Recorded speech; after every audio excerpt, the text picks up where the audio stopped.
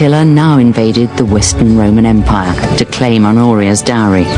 It was AD 451, and Attila had been king of the Huns for 8 years. He was now such a fearsome figure that word went round he was leading an army of 700,000 men.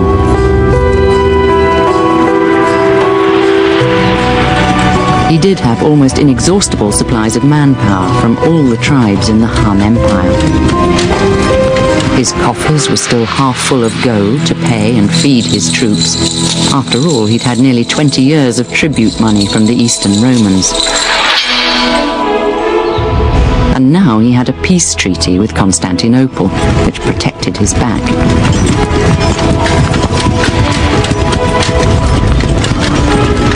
He plundered Western Europe, killing and burning as he went. Cities were razed to the ground as he swept through Germany and then Gaul. Cologne, Trier, Mainz, Strasbourg, Reims. By the summer he was laying siege to Orléans, the largest city in Gaul.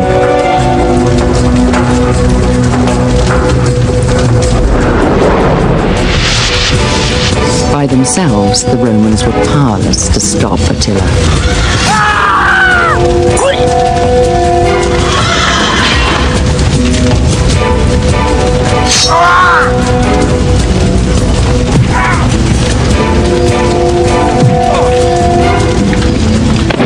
The Roman army had historically been the great force which had conquered the empire and then maintained it for centuries, and it had done so through its military advantage in discipline, in technology and so on, and unity over the barbarian peoples.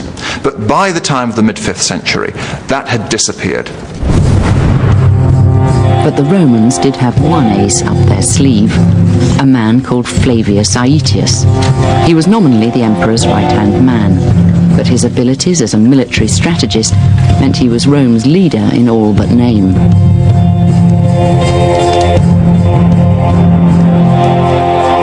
Aetius now brought in some of his old barbarian enemies to join him in a desperate attempt to repel the onslaught of Attila. With such a force ranged against him, Attila abandoned the siege of Orléans and made for the open plains southeast of Paris in what is now the Champagne district. Here, Attila prepared his troops for battle.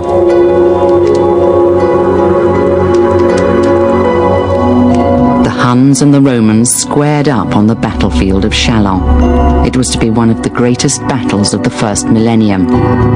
On one side were Attila, his Huns and their allies from the Germanic tribes. On the other were Aetius and the Romans with their principal barbarian allies, the Visigoths, led by King Theodoric. At stake at Châlons was the preservation in Spain, France and Italy of classical culture, of Roman law, of Latin, and most importantly, of Christianity itself. But Châlons was not only a contest between two cultures, it was also a duel between the two greatest military leaders of the time, men who had much in common. Amazingly, Attila and Flavius Aetius were old comrades. They'd grown up together. As a boy, Aetius had been sent to the Hun court of King Ruger as a hostage, a sign of peace between the Romans and the Huns. There he'd made friends with the young Prince Attila.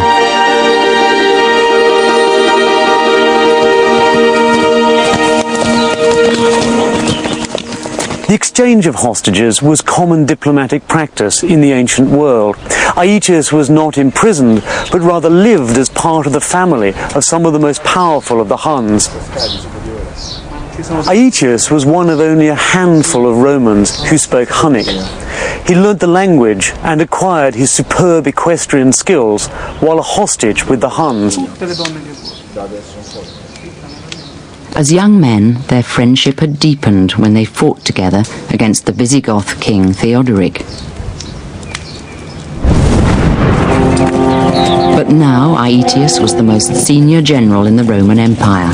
At Châlons, he had to treat his boyhood friend, Attila, as his new enemy, and the old enemy they'd fought against, Theodoric, as his new friend.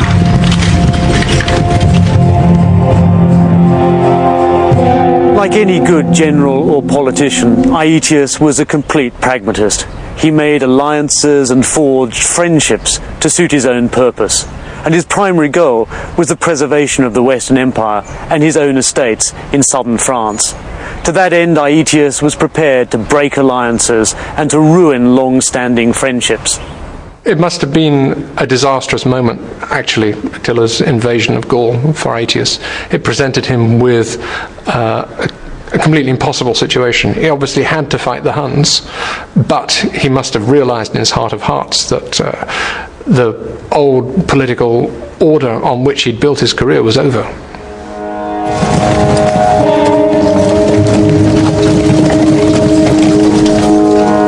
It's reckoned to have been at around 2:30 on a June day in the year 452 that the opposing forces lined up for the Battle of Chalons.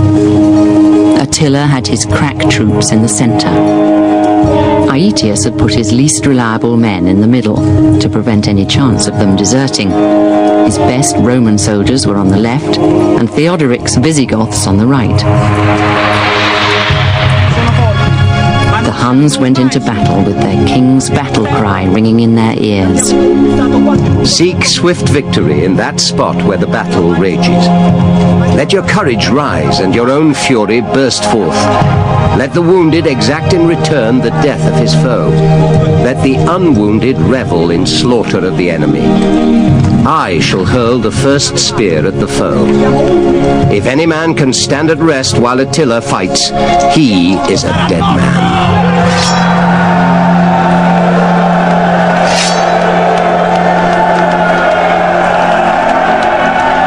Attila's archers opened fire with repeated volleys of arrows.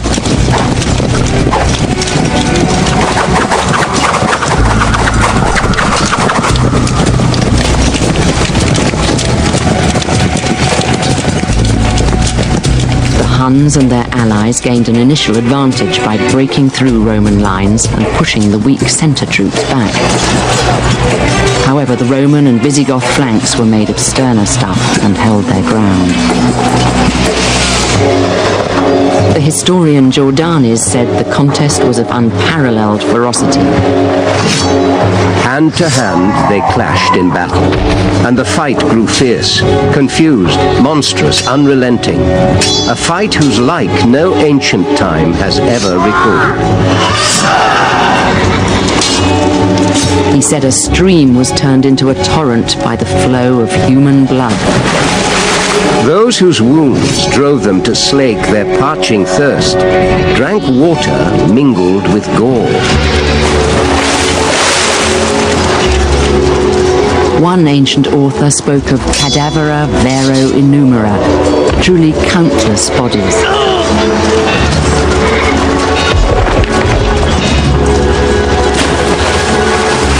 Another said that in the 4 or 5 hours of fighting, 165,000 men died. Chalons was certainly one of history's bloodiest battles.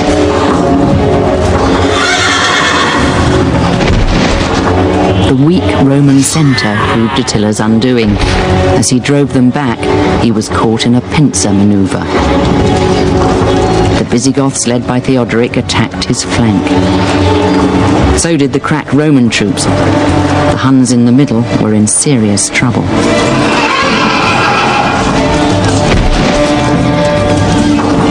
Theodoric, king of the Visigoths, saw his chance to kill his longtime enemy, Attila.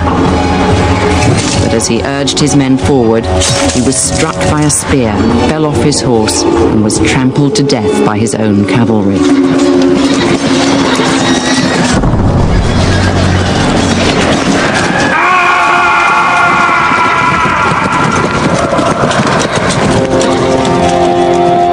Undaunted by this, the Romans and their Visigoth allies held their lines and pressed on with the attack.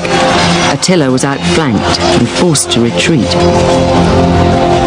For the first time in his life, Attila thought he'd lost. His men set fire to a pile of saddles as a makeshift funeral pyre, so he could throw himself into the flames rather than surrender. Aetius had him trapped. But instead of finishing him off, Aetius let the Huns retreat. It was a decision he would come to regret, but in Rome's enfeebled state, when shifting alliances were its only hope of survival, it made sense at the time. Aetius is often accused of having let Attila off the hook after the Battle of Chalons, and it's pretty easy to see why he might have done so, in the sense that he would not yet have given up all hope of ever using the Huns to keep Visigoths in line. He's had to use Visigoths at this moment, but he must be thinking about the long term and what's going to happen afterwards. It's a bit like the Allies in 1992 not wanting to destroy Saddam Hussein because that would leave Iran as the only power in the region.